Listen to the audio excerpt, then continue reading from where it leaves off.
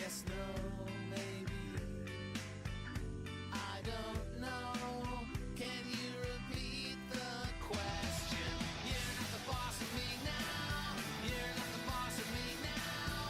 You're not the boss of me now, and you're not so big. You're not the boss of me now. You're not the boss of me now. You're not the boss of me now, and you're not so big. Life is unfair. Hey everybody, Alex the Critic here, and if you're a long-time viewer of my channel, then you should already know that King of the Hill is one of my favorite animated shows of all time. I hesitate to call it my absolute favorite, because I love a lot of cartoons, and it's hard to pick out which one I enjoy watching the most, but it's definitely a strong contender. Now, for a show that ran for so long and has tons of fans, there are, of course, endless debates about which episode of it was the absolute best one. Naturally, the answer to this quandary is going to vary from person to person. But this is my video, so you're probably wondering what my answer is. Well, my pick for the best King of the Hill episode is the Season 10 offering, Orange You Sad I Did Say Banana. Now, I know what a lot of you are probably thinking.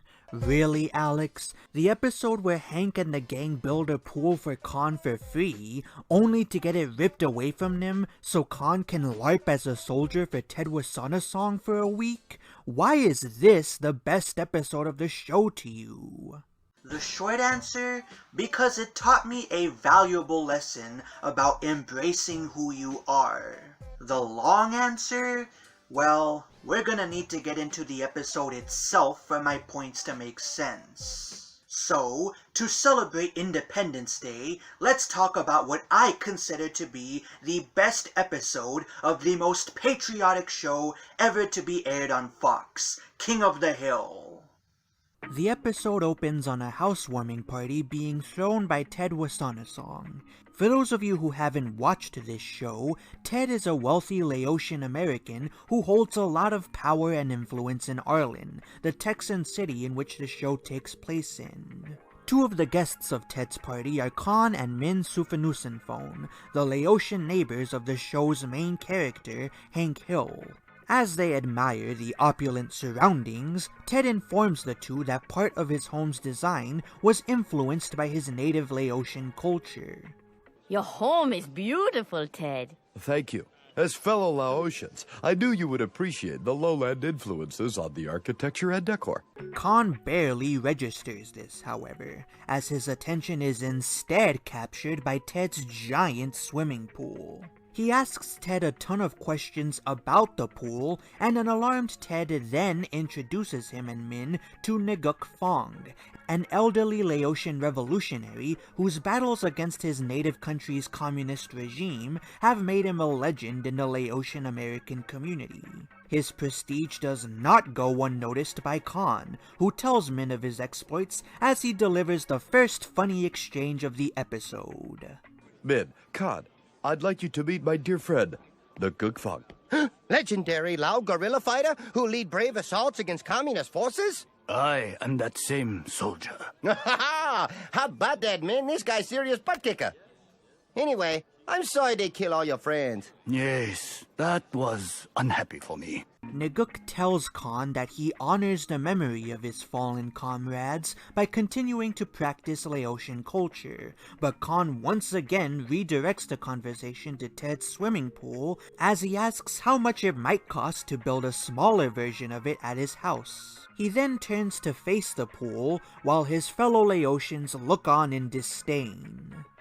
Yeah, if you couldn't catch on, the central conflict of this episode is going to revolve around Khan coming to terms with his ethnic identity after his Americanized way of life comes under fire from other Laotians. As an American of Mexican descent who has also faced scorn and ridicule from other Mexican Americans for acting white, this episode's message really resonated with me, but I'll get into that later.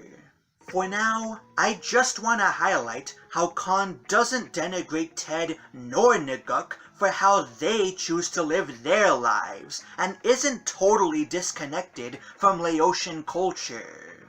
For one, when Ted tells Con about what inspired the design of his house, Con doesn't insult nor denigrate him for choosing to honor his native culture. Granted, he doesn't seem all that interested in what Ted is saying, but that has more to do with Con being self-absorbed and materialistic than it does with him hating his native culture. For two, when Ted introduces Con to Naguk, Con knows exactly who he is and rattles off why he's such a revered figure. I highly doubt that a banana, as Ted will later call Con, would know that kind of information off the top of his head.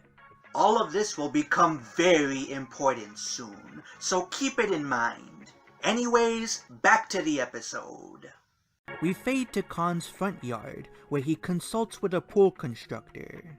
After seeing how much it'll cost him to build a small replica of Ted's pool, Con screams in agony and later joins Hank and the gang in the alley, where he breaks the news to them in another funny exchange. My dreams are shattered. Yep, mine too. Have a beer. Hank reminds him that building a pool doesn't have to be expensive, and then slyly offers to build the pool for him in exchange for letting him and his friends use it whenever they want. Hank, you smooth son of a bitch. No wonder you're the top salesman at Strickland Propane.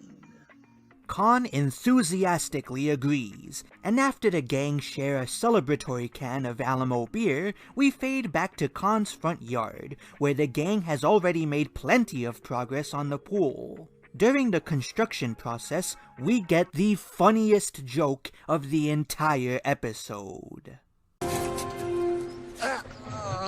This hard hat is my armor. When you're working construction, your head is still your most valuable tool, so you've got to protect it. Huh. Ha! And people say King of the Hill is boring. As Hank's wife, Peggy, brings him some refreshment, his son Bobby runs over to the giant hole of dirt he's digging and comments on how excited he is to have a pool nearby that he can spend all of his future summers at. Hank tries to burst his bubble by informing him that he'll need to learn CPR and pool etiquette in the meantime, but in an odd display of integrity, this doesn't dampen Bobby's spirit. The rest of the construction process goes swimmingly, pun absolutely intended, and before long, Hank and the gang are smoothing out concrete and planting tiles. As Con watches over them, he gleefully tells his wife just how awesome their life is. The only thing that's missing is for them to be accepted into Nine Rivers, a prestigious all-Asian country club located in Arlen. Min points out that Ted is on the club's membership committee, which gives Con an idea. He drives over to Nine Rivers and meets up with Ted and Naguk, who are carrying boxes filled with food. Oh, hello, Ted. Well, this is hilarious. I just come to shop for new 5-iron, but then I run into you guys. Oh, Cod, good to see you. We're on our way to distribute food to the poor. Is that euphemism for playing round of golf? Because I'm in. Cod, you do know that it's Baka Pusa today, don't you? It is one of our most sacred holidays. All right, I guess it slipped my mind. But only momentarily, because tonight, Min and I throw Makapusa celebration dinner at our house. I insist that you both join us. Well, that would be super. I accept. Oh, really? Oh, okay then. I see you tonight. So, while I do sympathize with Con in this episode, him inviting Ted and Naguk to a party celebrating a holiday that he doesn't seem to care all that much about, just so that he can lure the two into his house in order to get into their good graces by showing off his pool to them, is really stupid. It's one thing to embrace American culture over your native culture, but it's another thing entirely to pretend to care about your native culture just to suck up to somebody. While this doesn't excuse how Ted and Naguk treat Khan throughout the rest of this episode, Khan isn't entirely blameless for the mess that he gets himself in. But I digress. We smash cut to the local chapter of the YMCA, where Peggy has taken Bobby in an effort to sign him up to that CPR class that was discussed earlier. The attendant they talk to informs them that they offer 2 courses, a 1-day course and a 2-week course that covers infants and seniors. Peggy chooses the 2-week course, and when Bobby protests her decision, she gives us another good line. Your grandfather might come to visit, and I'd like to be able to say we did everything we could. Back at Khan's house, Hank and the rest of the gang stand at the edge of their pool and admire their handiwork. Boomhauser brings them all pina coladas, after which Hank delivers the worst toast in animation history. Gentlemen, I'd like to make a toast to a man whose backyard soil was of a consistency which made for hassle-free excavation and had no interfering sewage lines. God, he sounds more robotic than I do whenever I type out updates on my community tab, and I at least have the excuse that I'm an autistic loser. As they take a sip of their drinks, Min runs over to them and warns Khan that their guests have arrived earlier than expected.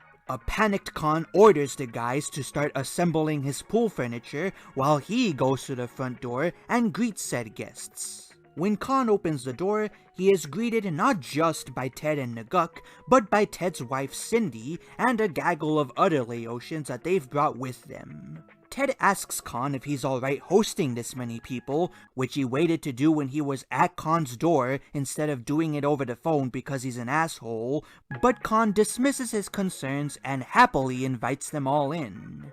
Once everyone is inside, Khan leads them to his pool, where the first contentious exchange of the episode comes up. Yeah, redneck neighbors built it for me. Maybe next I have them build me railroad. How's that for revenge? Khan, the railroads were built by the Chinese, not Laotians. Ted, that was what us sane people like to refer to as a joke. Surely comedy isn't something that's frowned upon in Laotian culture, is it? Same difference. Okay, Khan, I'm on your side here, but that was not the right response to have. It's just joke. Yeah, it's a little too late to play that card, Khan. If you don't want to lose them entirely, your best bet now is to try and change the topic. A word if we may. Naguk and I feel that you've become grievously disconnected from your heritage. It's as though you've completely forgotten that you're Lao. First of all, Khan is not Laotian. He is American. That is what he became when he immigrated to this country and assimilated into American culture. And there's nothing wrong with that. Second of all, Khan didn't belittle you guys when y'all invited him to your house and told him about Laotian culture. So why are you belittling him when he shows you how he lives his life? Third of all, aren't you the same guy who gave Hank Hill a membership at your country club just because the PGA wouldn't hold a game there unless it was racially diverse? Damn it, Khan! Do you want to join Nine Rivers? Oh, Ted, thank you, yes! Well, you can forget it unless you make Mr. Ho see that Hank would be the perfect Nine Rivers member. What? Why are you so interested in that chicken fried loser? If we don't attract at least one non-nation member, the PGA is going to pull the tournament from Nine Rivers. Given that golf was created in Scotland, it doesn't strike me as very Laotian to want so desperately for a Scottish sport to be played at your all-Asian country club. Let's not forget that Nine Rivers also has a skeet shooting club. As first-time hosts of this event, we are proud to welcome the reigning ski champions, Club Pennington Oaks. In the spirit of friendly rivalry, allow me to say, Pennington Oaks, today you are going down.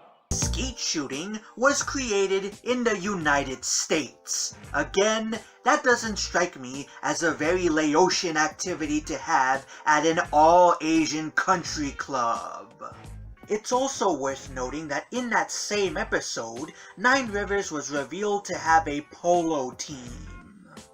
We offer many activities where excellence is encouraged, or, in most cases, required. Archery, calligraphy. Khan, how's your calligraphy? Unexceptional. Polo, competitive skeet shooting team, and new media labs. Polo is a sport that originated in Iran. Not very Laotian of you, Ted. Also, don't you take a liking to fancy model trains?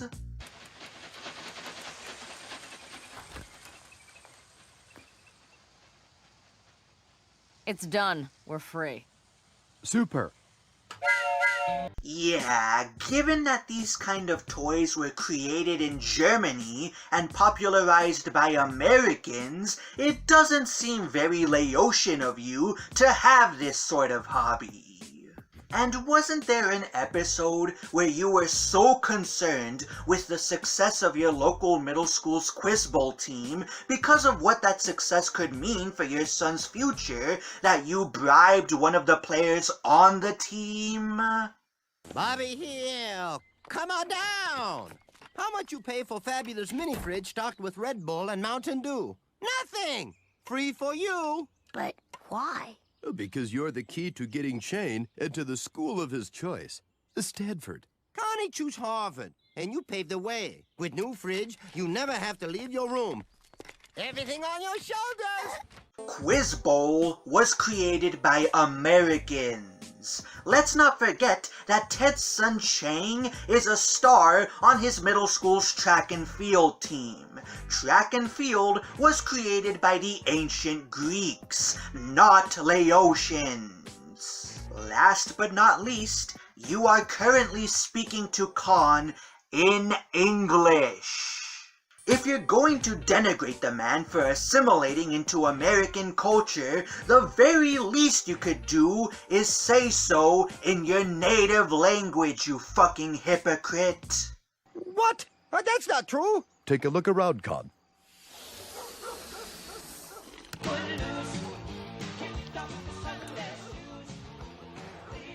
Can you point to one Lao artifact in your home? Can you recall the last conversation you had that was not in English? Counterpoint, why does he need to have Laotian artifacts in his home? And if him needing to speak in Lao is so important, why are you still speaking to him in English?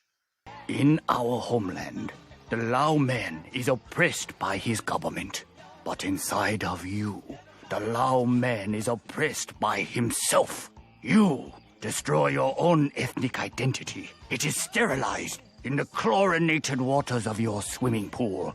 Oh. Yeah, I'm still waiting to hear an argument as to why it's bad that Khan chooses to live his life this way. I mean, he's not forcing any of you guys to adopt his customs, and y'all are currently guests at his house. I would presume some basic respect and common courtesy is in order here. Also, doesn't Ted have a swimming pool at his house? Again, what makes him any more Laotian than Khan? You've become what is known as a banana. Banana?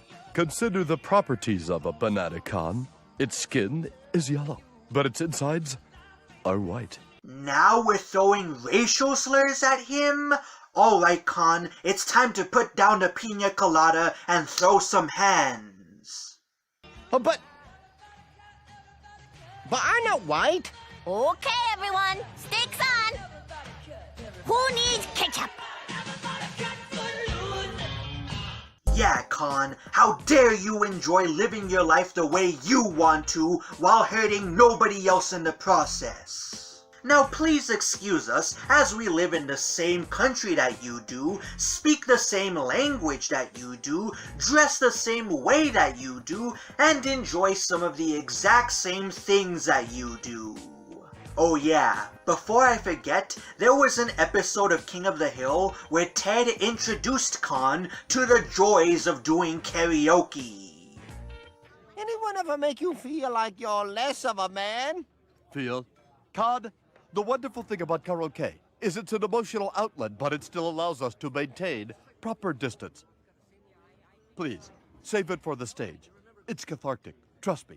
Hey Ted, newsflash, karaoke was invented in Japan, and the songs that you and Khan were singing were written and performed by Americans. Why Khan wants this douchebag's approval is beyond me. What isn't beyond me is just how real this episode's conflict is. As I mentioned before, I am probably the most white Mexican who's ever lived. I hate most Mexican food, I hate most Mexican music, and I am indifferent to most Mexican traditions. And that's not all. I hate doing yard work, I lean conservative on social and economic issues, and up until very recently, I hated soccer with a passion. También no me puedo hablar español muy bien, pero entiendan español un poco más. So yeah, pretty much the most Mexican things about me are my skin color and my name. That's because I was born in America, and my parents brought me up in American culture, and that's the culture that I've assimilated to and am most comfortable practicing. Because of that, much like Khan, I also faced scorn and ridicule from other Mexican Americans who felt that I had sold out my ethnic heritage, and I also had racial slurs thrown at me for the way I chose to live. Khan got called a banana for acting white, while I got called a coconut for the exact same reason. Unlike Khan, however, the ridicule that I faced didn't exclusively come from strangers and acquaintances. Some of my own friends and family got onto my case for not acting the way that they thought a Mexican American should act. Yeah, growing up, I got shit on by my own family, not because I did anything wrong, but because I didn't live the way that they wanted me to. So, as a consequence, I spent a few years depressed and isolated from most of the people around me because I simply lived a different way of life. This is despite the fact that, like Khan, I am not entirely disconnected from my ancestral culture. Two of my favorite rock songs, Religious Man and Cuando Tú No Estás, were created by two Mexican rock bands named Mr. Loco and El Tri, respectively.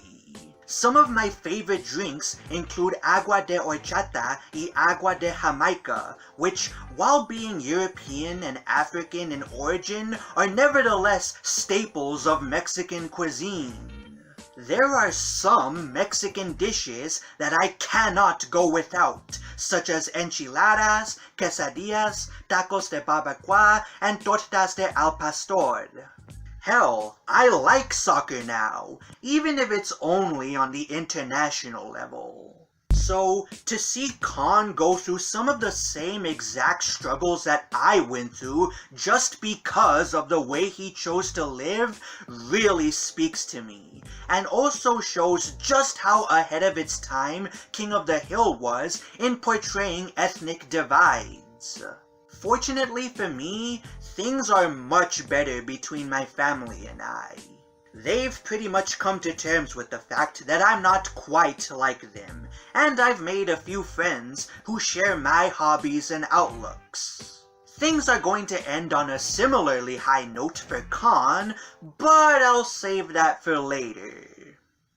We fade to Khan's house hours after the Maha Puja party. Inside his kitchen, he tells Min, who is busy washing dishes, about what Ted said to him. They call me Banana Man. That crazy, right? Of course. You're very Asian. Very Lao. But Ted say there no visible evidence of my heritage. Yeah, but why do you need visible evidence to prove that you're Laotian? Shouldn't your name, skin color, and thick accent be enough? Why does it matter if other people see you as white anyways? People magazine. Didn't we have a subscription to Changnabori Maung weekly? I guess it must have run out. There's not one stinking trace of our homeland in this place! And guess what, Khan? There's nothing wrong with that. If stranger walk in here, he says, this must be where Johnny Smith lived. Not Khan Oh my God, I cannot say my own name. Oh, calm down now. You can still say your own name. You're just freaking out right now. You spoke perfect Lao to your own mother just last week. Thank you, Min, for bringing us back to reality. Wait, are you saying goodnight or are you cursing at me? You see, Connie can't even speak Lao. That is messed up, man. It would be if she lived in Laos. It's a good thing, then, that Connie lives in the United States, where the vast majority of people speak English. Also, how does Khan know that Connie not understanding him is due to her not understanding Lao at all, and not due to him simply misspeaking?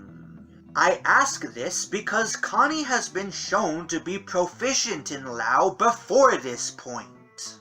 Whoa, slow down, Khan Jr.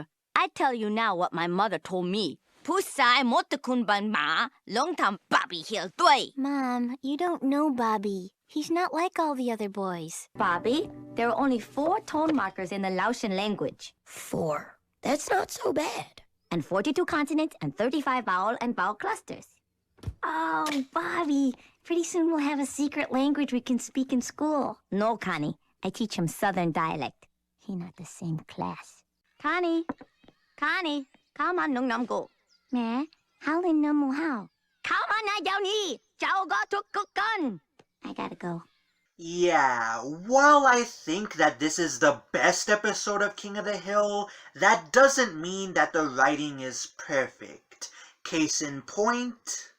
Maybe you're right. We could connect a little more to our heritage. Min, why are you enabling your husband's nonsense? You live a kick-ass life and have everything going your way. You got your own neighbors to build a pool for you for free. If Ted and the others can't appreciate that tenacity, then that's their fault. Do your job and stand up for your man. Connie, you remember that gong we hit during American Idol? Let me show you what it's really for. To be fair, doing stuff like that isn't all that bad. However, as we're about to see, Khan takes reconnecting to his roots a bit too far. The next day, Hank and the gang arrive at Khan's house to go swimming at their pool. He immediately takes note of what he thinks are weeds growing in Khan's yard, but when he goes to yank them out, Khan gives him the following warning. Hands off, redneck. That my celery.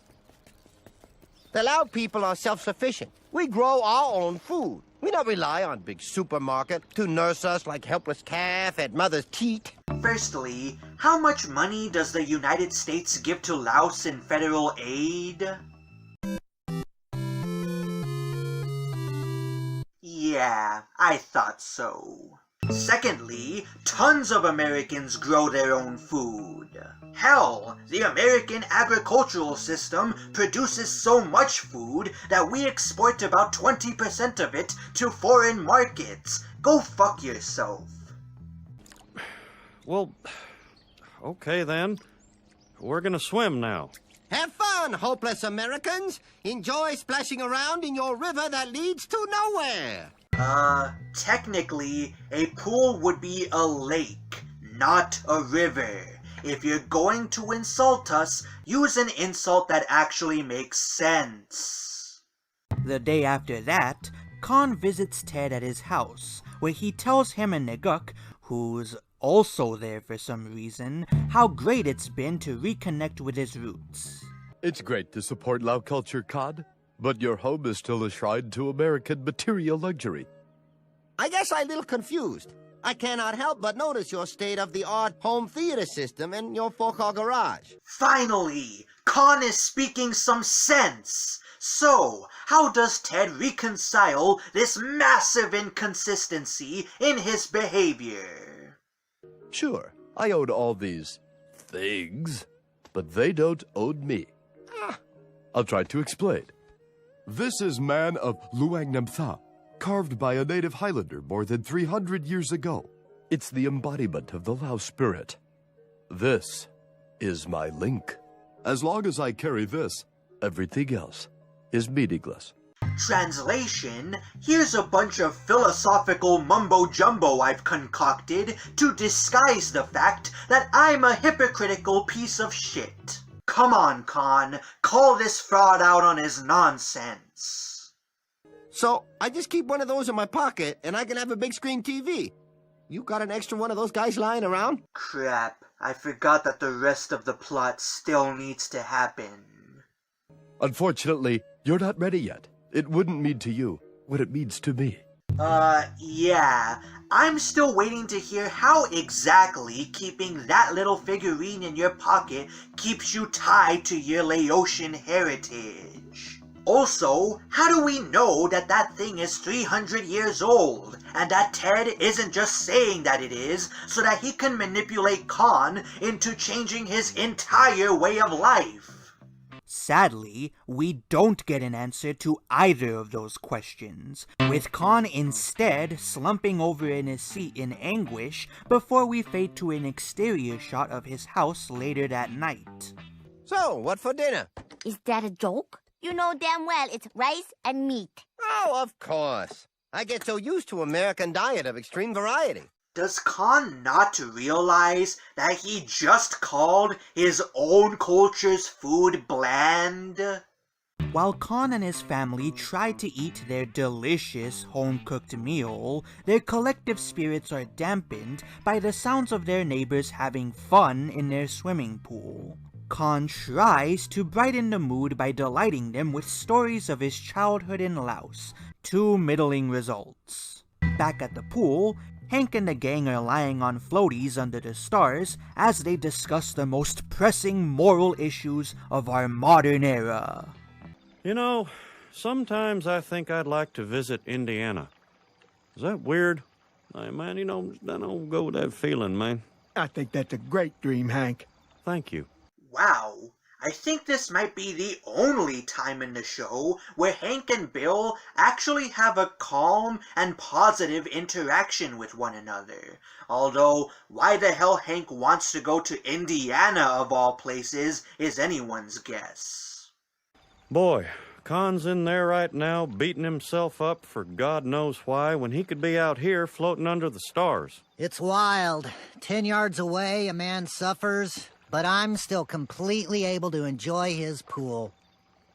I guess I'm just growing up. As hilarious as that line from Dale is, I'm a little surprised that Hank doesn't try and talk some sense into Khan in this episode. Yeah, I know, he's very averse to meddling in the private affairs of his neighbors, but he's done it numerous times before on this show, and it would be pretty interesting to hear his take on Khan's identity crisis, especially considering how much of a proud patriot he usually is. Just seems like a missed opportunity to me, especially considering later events in the episode. Back at Khan's house, he and Min are watching a Laotian movie in their bedroom, with their furniture now reduced to little more than 2 pillows, a blanket, a tiny bamboo nightstand with an electronic paper lamp sitting atop it, and a tiny CRT TV. Would it shame our entire people if I sit on chair? This not about comfort. This is about being true to who we are. It's about never being called banana again. Khan, here's 2 questions that I want you to ponder very hard. Do you really think that Ted Wasanasong is lying on the floor and watching Laotian movies every night? And how exactly is this being true to who you are if you're only doing this so that other Laotians won't look down on you? Sadly, Min's very reasonable objection only motivates Khan to take their little nativist experiment much further. As he grabs his rice hat and leaves the room, Min takes the opportunity to switch the TV channel to a rerun of Friends. So, there's 2 interesting things about this scene. 1, I actually own a rice hat that I picked up during a family trip to Houston. While I like it a lot, the problem is there really aren't that many opportunities for me to wear it, so it just kind of hangs in my closet. Y'all might have noticed it if y'all pay attention to the background of my videos. 2, this scene is actually a nod to Min's voice actress, Lauren Tom, as Friends was one of the shows that she starred on before working on King of the Hill. That's pretty neat, I tell you what. The next afternoon, Hank and the guys are standing in the alley drinking beers like usual when Bobby runs over to them and proudly announces that he's passed his CPR course. Considering that Peggy signed Bobby up for this course back when Hank and the gang were still building the pool, this means that either Bobby failed the course numerous times before this point, or he had to wait a really long time to take it. God, I sure hope it's the latter. To celebrate this achievement, everybody decides to go for a swim at their pool. To their utter horror, however, they discover that Khan has converted the entire thing to a koi pond, which admittedly looks pretty sick, but still, that's not cool. Hank, naturally pissed off by this turn of events, confronts Khan about the situation. Khan, what the hell did you do to our swimming pool? It now reflecting pool. We need peaceful space in which we can meditate. We had a deal. Oh, you had deal with old Khan, the homogenized, Americanized Khan. That Khan no longer exists, and neither does pool. I learned CPR for nothing? I went to school on a Saturday. For once on this show, Bobby's anger is actually justified. Even if I thought that Khan's attempts to rediscover himself were a good idea, this is still a douchey thing to do. These guys built you a pool for free, and this is how you repay them? For shame! Well, at least we got a funny line from Dale out of this whole mess. So help me, the only thing keeping me from wishing a pox on your house is that your house is next to my house and the pox could spread. God, how I miss Johnny Hardwick. Khan visits Ted's house again, and updates him and Naguk on his family's success at rediscovering their heritage.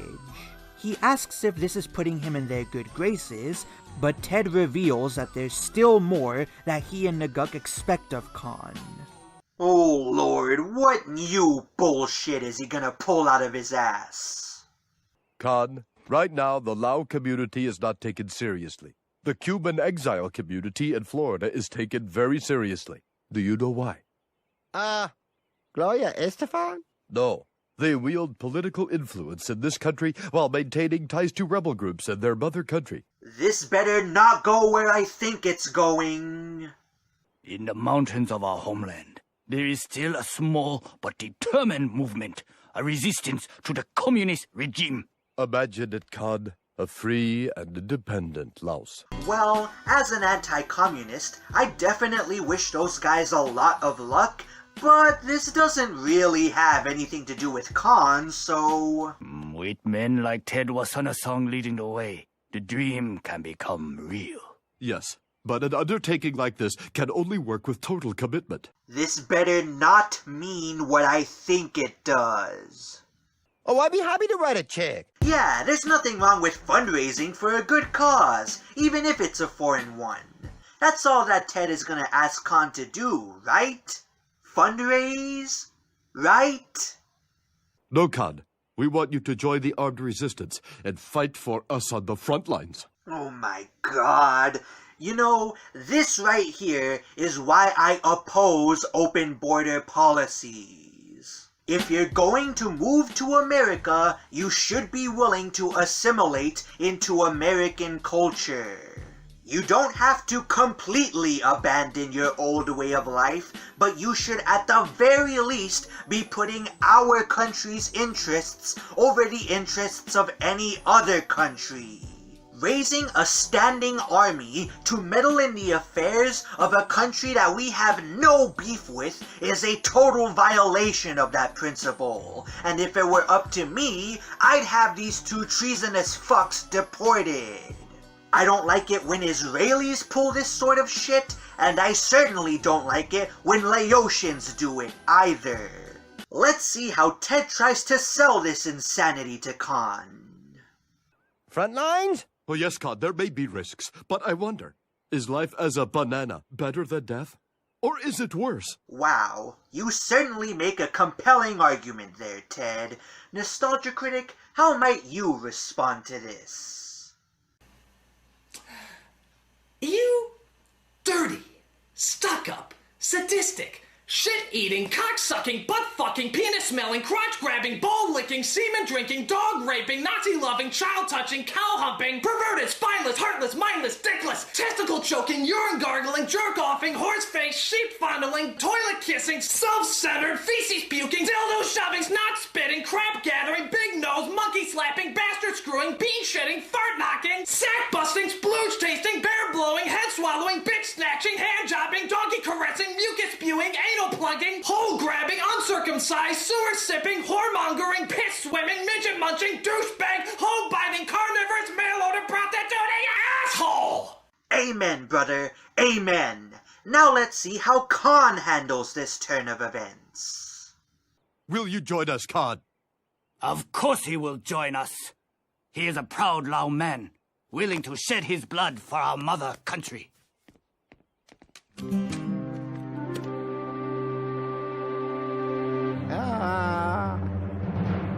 Ugh.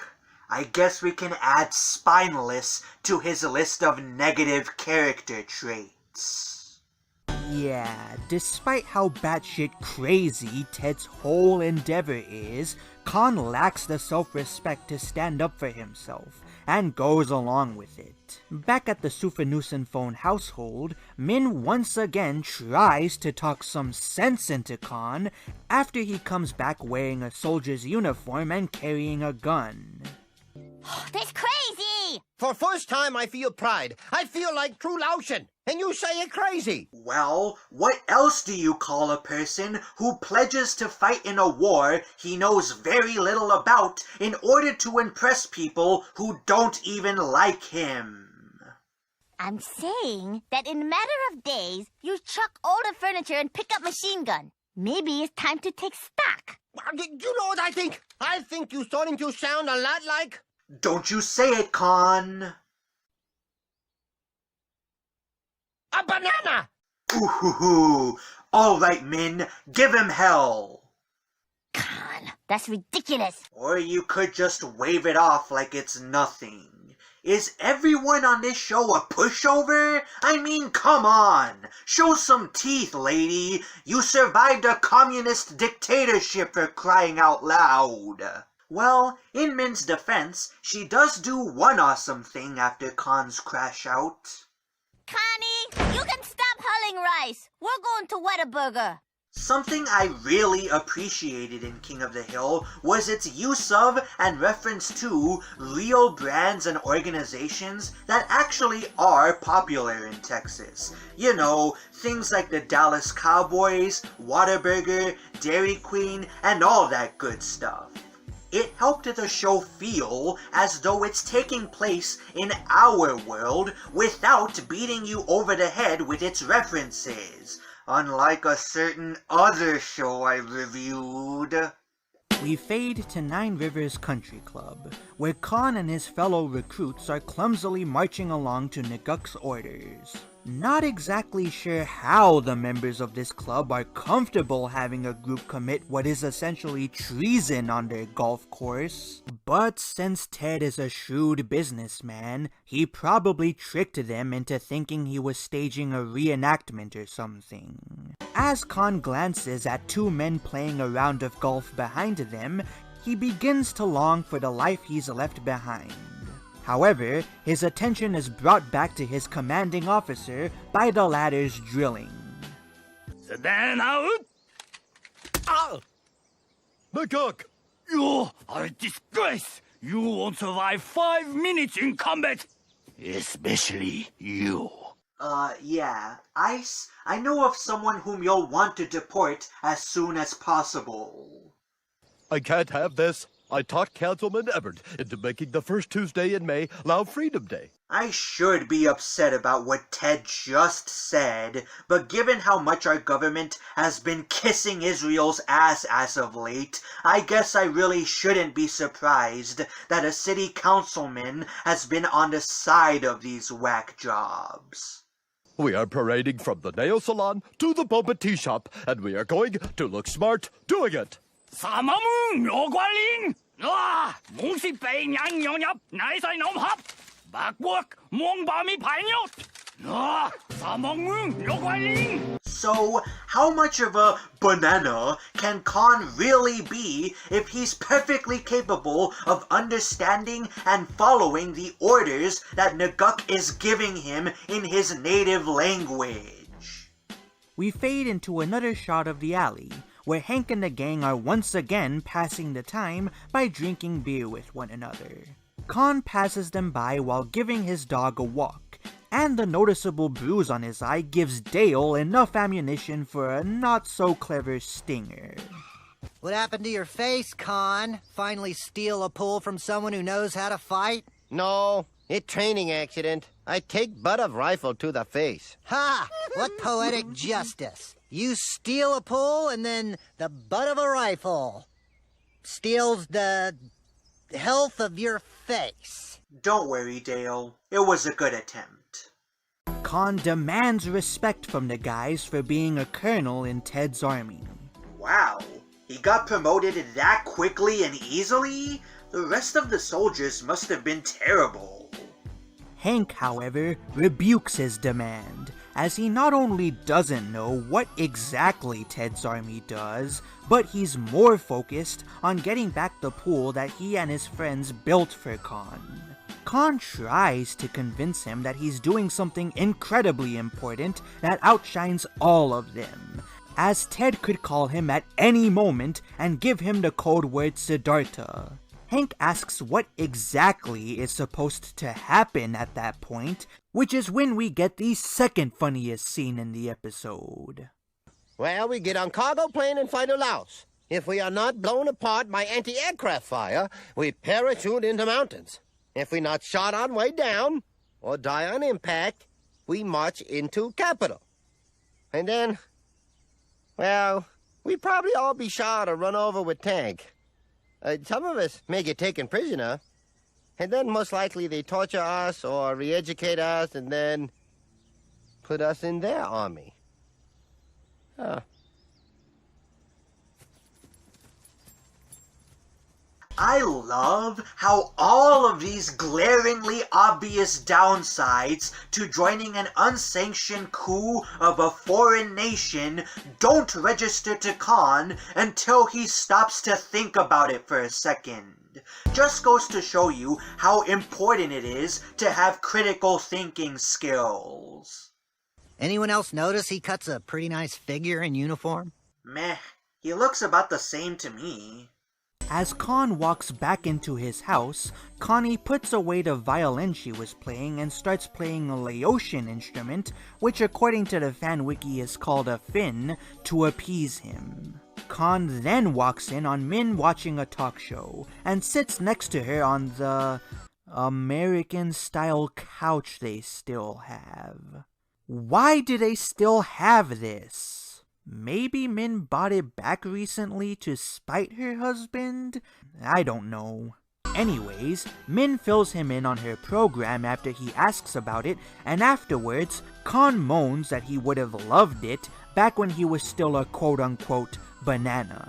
He then shares with Min some of the trials he's gone through while training to be in Ted's army, which prompts Min to once again be the voice of reason in this episode. Why you let Ted Wasanasong tell you what to do, what to like, what to think? Isn't that why we fled the communists in Laos and the homeowners association in Orange County? Well, yeah, but... Con, don't you want to hear beautiful strains of Brahms come off Connie's violin? To eat yourself silly on baby back ribs and then fall backwards in your sparkling swimming pool like those iced tea ads you love so much. While I do agree with Min's sentiment, I don't agree with this exact message. The two of them still live under somebody's rules, which would be the laws of the United States, or more specifically, the block charter of Rainy Street.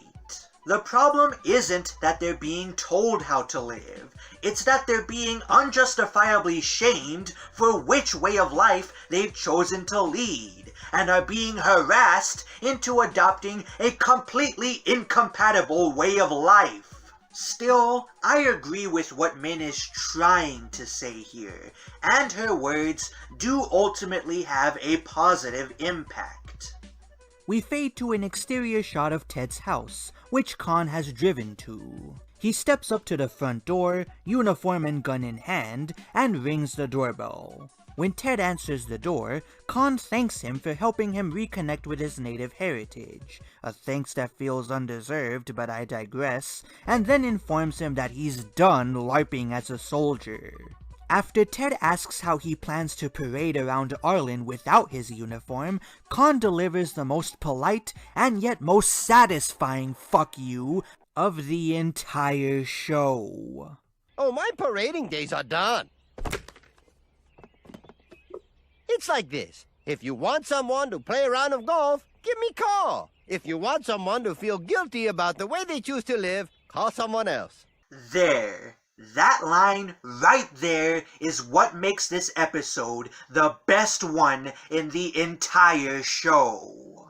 As someone who, like Con, faced a lot of ridicule from his supposed community for acting white, it was very, very reassuring to see a character from one of my favorite shows go through the exact same struggles that I did and ultimately stand up for his way of life. Thanks to this episode, I was inspired to live my life by a very simple philosophy. If you don't like the way that I think or live, go fuck yourself. It's a message that's helped me become comfortable in my own skin, and because of that, this episode holds a very special place in my heart. Ah, but no morality tale would be complete without an uplifting ending. As such... We see Ted call his Hispanic maid over to clean up Con's mess, after which we fade back to Con's front yard, where his swimming pool has been restored. We see the children of Rainy Street playing in it, all while Con dreams about increasing the size of his pool, which leads to another satisfying scene. You know, someday, maybe I'd buy you out, bulldoze your home, and extend the pool to Olympic size. Well, that's a dream, I guess. Yeah. But this is real. Not sure how I feel about him jumping into the pool with a full can of beer in his hands, but that aside, we even get to see Bobby's CPR training pay off in the final scene of the episode. Bobby! Not again. Mr. Dotree, can't you just chew? Thank you, Bobby.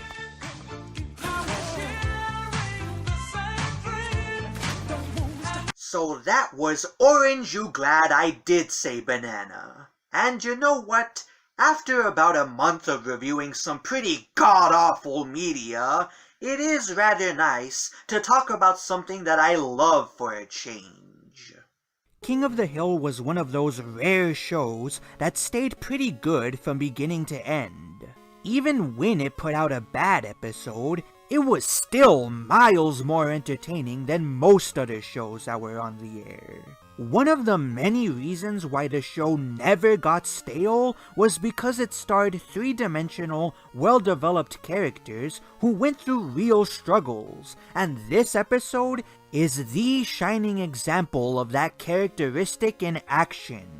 Khan, on a surface level, is very difficult to root for.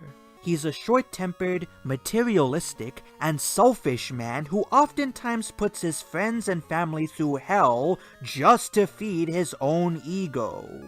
And to be fair, half of the time, that's exactly how the show keeps him. However, that didn't stop the writers of the show from humanizing Khan in order to tell unique stories that helped make him more than just a cross-cultural thorn in Hank's side. Throughout its run, he was shown to be a devoted family man with unique hobbies who was always there to help Hank and the gang whenever they really needed it. In this episode in particular, we're shown a rather fascinating side to Khan, where he deals with insecurity about his way of life because of narrow-minded douchebags like Ted Wasanasong, and ultimately comes out stronger for it by embracing who he is and telling any detractors to kiss his ass. The episode's plot drives us to sympathize with Khan when we otherwise wouldn't, by putting him in a predicament that would only work with a character like him. It's also written remarkably well, with Ted coming across as an asshole and Khan as a cowardly suck-up because, again, that's in their respective characters. See, in a bad story, the audience hates the characters that the writers want them to love because said characters are given negative traits that are either affirmed by the narrative or not addressed entirely. In a good story, like this episode of King of the Hill, the characters act exactly the way you expected them to, while they develop in ways that are internally consistent with who they are at heart, meaning that you hate who you're supposed to hate, like who you're supposed to like, and the ending makes sense. It's not a perfectly written story. Some of its plot points stretch credulity and go against what's been established as part of the show's canon. But its flaws aren't severe enough to detract from the overall quality on display here. Of course, the thing that makes this episode truly shine is that it told a story that most animated sitcoms wouldn't touch with a 10-foot pole. A morality tale about being proud of the way you live, even if you're a minority whose way of life might not align with how people that share your ethnicity want you to live. That's a message that meant an awful lot to a kid like me, and helped me overcome a lot of the mental anguish I went through dealing with this problem. There really aren't very many other shows that left that deep an impact on me. I hope I was able to convince you guys that this is the best episode of the show, and if not, well, at least you'll understand why I feel that it is. For my viewers who are fellow Americans, Happy Independence Day! I'm Alex the Critic, And please, Lord, let the King of the Hill revival be good. I'm in desperate need of a show that I can actually look forward to watching every week. I'll see you guys next time.